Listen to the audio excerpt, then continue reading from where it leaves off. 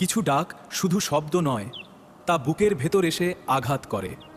প্রতিদিনের চেনা বুলবুলি জোড়া আজ যেন অন্য এক ভাষায় কথা বলছিল। তাদের ডানার ঝাপটানি আর করুণ কিচিরমিচিরে এক অদ্ভুত অস্থিরতা ছিল। ওরা যেন বারবার বলছিল, দোহাই তোমার, একটু বাইরে এসে দেখো। প্রকৃতির সবচেয়ে অসহায় রূপটা সেদিন আমার চোখের সামনে ছিল। বাসা থেকে পড়ে যাওয়া ওই ছোট্ট তুলতুলে প্রাণটিয়ে বুঝলাম, মা বাবার ওই চিৎকার কোনো উপদ্রব ছিল না।